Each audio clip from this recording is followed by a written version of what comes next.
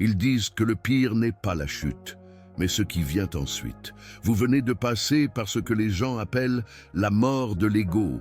Ou peut-être que vous êtes pris dans un silence intérieur que personne d'autre ne semble comprendre. Si vous vous sentez perdu dans l'immobilité, sans objectif clair ou un « je » défini par lequel combattre, si la motivation qui vous a ému auparavant s'est évaporée après votre éveil spirituel, je veux que vous sachiez que vous n'êtes pas seul et que cette confusion a un sens profond que peu comprendre non. Carl Jung, le psychologue qui a révolutionné notre compréhension de la psyché humaine, a mieux compris ces phases que quiconque. Il ne les a pas considérées comme la fin, mais comme le début de quelque chose de beaucoup plus réel et authentique. Dans ce contenu, nous allons nous immerger dans les enseignements de Jung pour percer pourquoi vous perdez toute motivation après un réveil spirituel et comment cette obscurité apparente peut être votre plus grand portail vers l'individuation et pour trouver une motivation qui jaillit directement de l'âme. Restez avec moi car ce que vous allez découvrir peut changer pour toujours comme vous vous voyez vous-même et votre journée de transformation.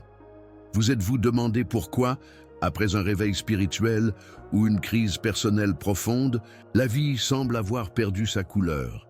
Ce n'est pas quelque chose qui se passe du jour au lendemain. Il est plus subtil, comme si un brouillard silencieux avait été installé sur votre existence. Tout d'abord, vous avez commencé à voir à travers les illusions qui ont précédemment déplacé votre vie. Modèles automatiques, masques sociaux, carrière incessante pour approbation. Cette perception a apporté un soulagement initial, un sentiment de libération, mais peu de temps après que quelque chose d'inattendu soit venu, un silence intérieur que vous ne saviez pas interpréter. C'était comme si une voix interne, ou qui chuchotait toujours « faire plus, j'en sais plus, j'en avais plus », aurait simplement arrêté. Ce qui suit est une diminution progressive du sens, pas dramatique comme dépression clinique, mais presque imperceptiblement. Les choses qui vous excitaient avant, les projets, les objectifs, même les relations, commencent à sembler vides, comme si vous regardiez un film dans lequel vous ne vous reconnaissez plus comme le protagoniste. Un sentiment particulier surgit alors, pas le vide de la tristesse, mais le vide de ceux qui ont perdu la boussole. La volonté de poursuivre les objectifs s'évapore simplement. Et vous êtes dans un état que peu comprennent, trop éveillé pour revenir aux anciens modèles, mais trop perdu pour savoir quelle est la prochaine étape. Voici le paradoxe cruel. Que personne ne vous parle du réveil spirituel. Vous vous attendiez à apporter la passion, un but renouvelé, une flamme intérieure plus intense. Mais pour beaucoup, en particulier ceux qui ont une nature introspective et sensible, l'inverse se produit. C'est comme si l'éveil avait éteint un feu que vous ne connaissiez même pas. En cas d'urgence auparavant, il y a maintenant une indifférence. Là où avant, il y avait peur de ne pas atteindre suffisamment, maintenant il y a une étrange attention aux réalisations. Vous pensez, avant de pleurer, de ne pas en faire assez. Maintenant, je m'en fiche si je fais quelque chose ou non.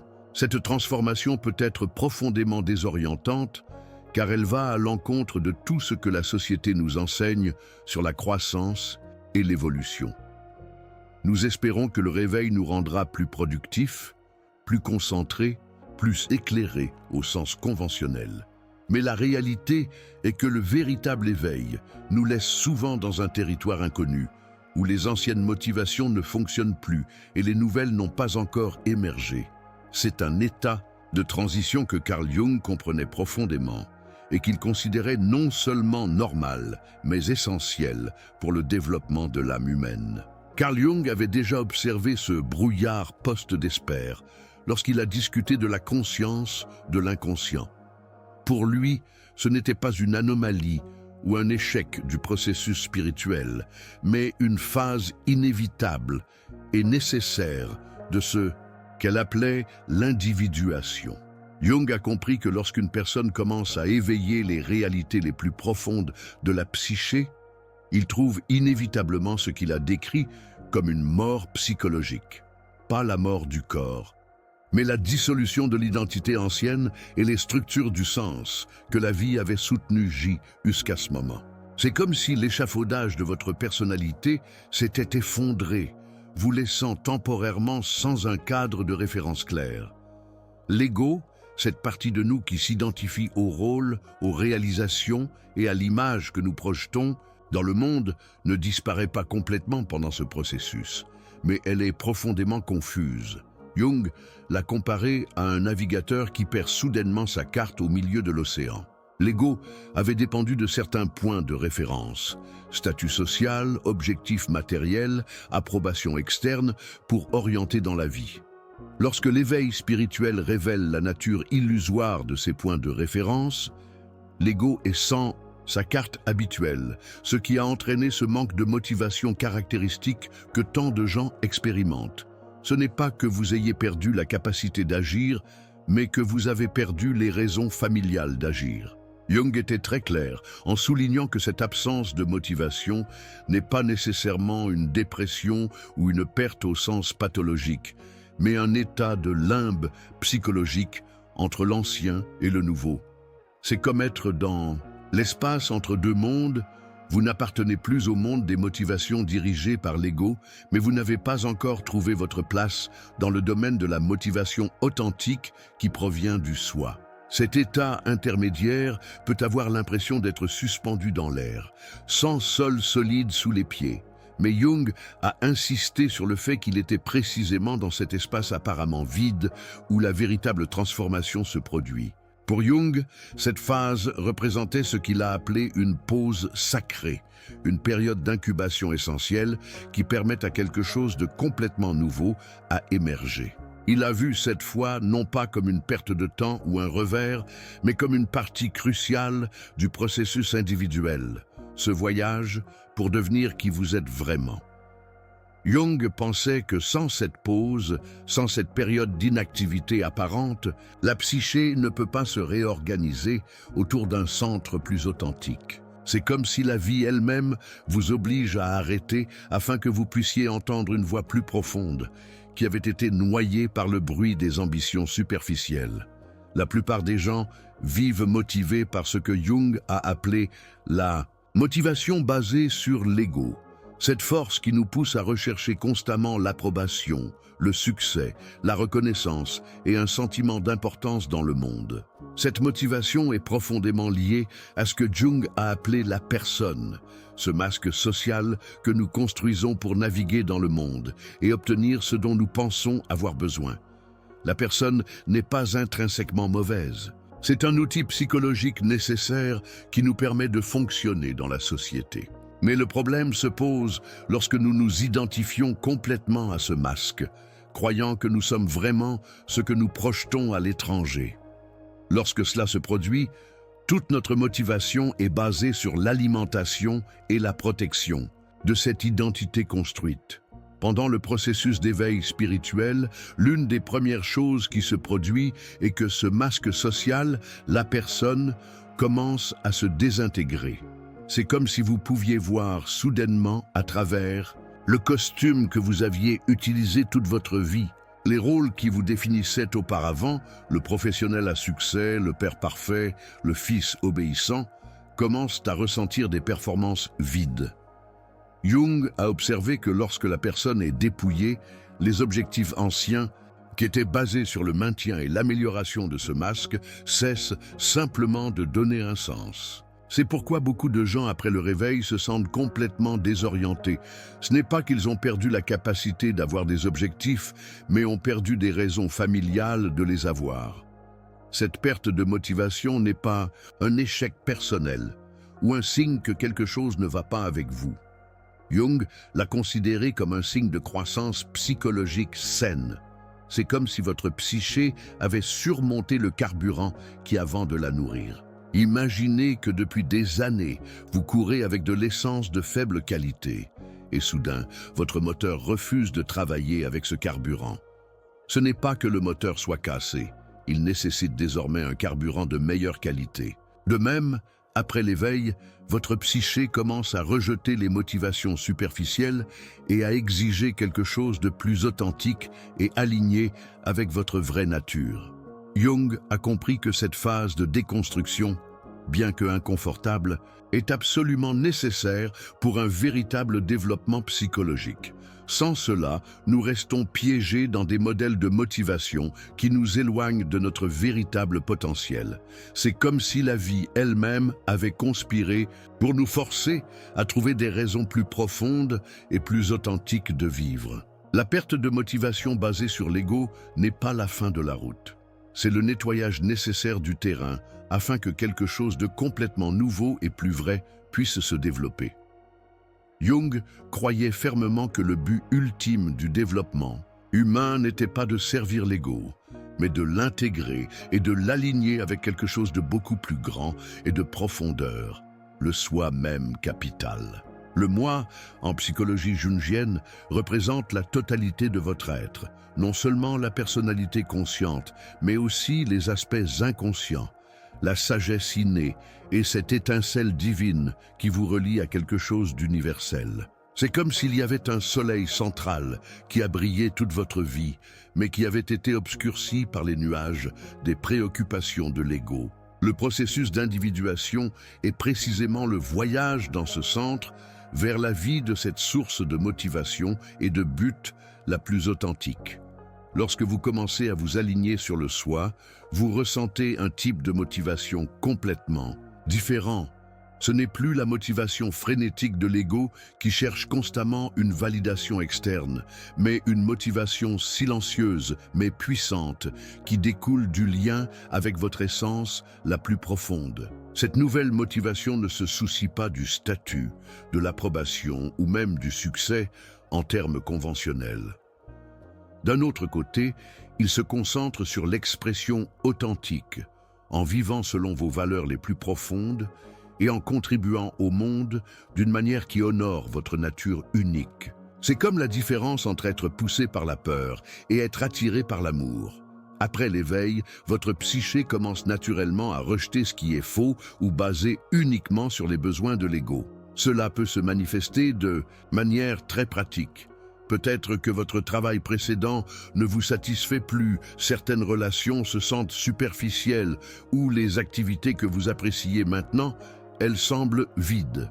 Jung a vu cela non pas comme une perte, mais comme un raffinage. Votre âme apprend à distinguer ce qui est vraiment nutritif et ce qui nourrit simplement l'illusion. C'est un processus de purification qui, bien que parfois douloureux, vous conduit à une vie plus authentique et plus satisfaisante. Cependant, Jung a également mis en garde contre le danger de rester coincé dans la phase de rejet et de tomber dans ce que nous appellerions l'évasion spirituelle. Se déconnecter complètement de la vie sous l'illusion que rien n'a d'importance. Le vrai travail de l'individuation n'est pas de rejeter le monde, mais de trouver une nouvelle façon d'y participer à partir de votre centre authentique. Le moi ne cherche pas à échapper à l'expérience humaine, mais à le vivre pleinement, à redéfinir votre rôle dans le monde et à intégrer ce que Jung a appelé le ciel dans l'expérience humaine. C'est pour trouver le sacré dans l'ordinaire, pas s'échapper vers un royaume spirituel abstrait. Il y a une phase peu reconnue et rarement discutée qui se produit après l'éveil spirituel initial, une période que Jung comprenait intimement et qui considérait cruciale pour le processus individuel. C'est une phase caractérisée par un silence profond et une difficulté presque inexplicable pour articuler ce que vous vivez, tandis que le monde qui vous entoure continue de se déplacer à son rythme habituel. Vous êtes dans un état étrange où vous avez commencé à vous identifier à partir de l'ego et de ses motivations familiales, mais vous n'avez pas encore trouvé une nouvelle façon de vivre de soi. C'est comme être dans l'espace entre deux respirations. Vous n'inhalez plus le vieil air, mais vous n'avez pas encore commencé à inhaler le nouveau. Cette pause psychologique est ce que Jung a appelé l'enantio diodroa, un terme grec qui signifie courir dans la direction opposée ou la tendance des choses à devenir son opposé. Jung a observé que la psyché humaine a une tendance naturelle à l'équilibre, et lorsque nous avons été trop longs à une extrémité, nous oscillons inévitablement vers l'autre. Dans le contexte de l'éveil spirituel, cela signifie qu'après des années ou des décennies d'efforts dirigés par l'ego, cette pression constante de « je dois tout faire », réaliser tout, être tout. Le pendule intérieur se dirige vers la profonde immobilité de l'âme, vers un état de pourquoi faire quelque chose du tout. Jung a comparé cette phase avec la transformation de la chenille en papillon, en particulier avec ce moment mystérieux du cocon lorsque la chenille devient littéralement soupe, un rapport de substance qui n'est ni une chenille ni un papillon. Au cours de cette période de solution, il n'y a pas de forme reconnaissable, il n'y a pas d'identité claire, seulement un potentiel pur qui attend de réorganisation dans quelque chose de complètement nouveau. De même, pendant cette phase intermédiaire après l'éveil, vous pouvez vous sentir comme si vous étiez cette soupe psychologique, ni votre ancien moi, ni votre nouveau moi, mais quelque chose dans le processus de transformation radicale, qui ne peut pas encore être nommé ou compris. Cette phase peut durer des mois, voire des années, et Jung a insisté sur le fait qu'il était important de ne pas se dépêcher ou d'essayer de forcer un nouveau sens de l'objectif. C'est un temps de gestation profonde, où les structures de personnalité les plus profondes sont réorganisées autour d'un nouveau centre. Essayer d'accélérer ce processus, c'est comme essayer de forcer une fleur à s'ouvrir à l'avance. Vous pouvez endommager le processus de développement naturel. Jung pensait que cette pause apparemment improductive était en fait la période la plus productive de toutes, où se produit la véritable alchimie de la transformation personnelle. C'est dans ce silence que le soi commence à chuchoter ses premières instructions, où les nouvelles valeurs commencent à cristalliser, et où une toute nouvelle façon d'être dans le monde émerge lentement. Comme nous l'avons exploré à travers la sagesse de Carl Jung, la perte de motivation après un réveil spirituel n'est pas un échec ou un revers, c'est une initiation sacrée envers votre véritable être. Jung nous a appris que cette période de vide apparente est en fait l'espace le plus fertile pour une croissance authentique, où l'ego apprend à servir le soi et où les motivations émergent, qui ne dépendent pas de l'approbation externe, mais du lien avec votre essence la plus profonde. Cette phase d'énantiodiodrome, cette transformation en opposé, est le processus naturel de la psyché-réorganisation autour d'un centre plus vrai. Maintenant, je veux vous écouter. Qu'en est-il de cette exploration à propos de l'individuation et de la motivation authentique plus résonante avec vous?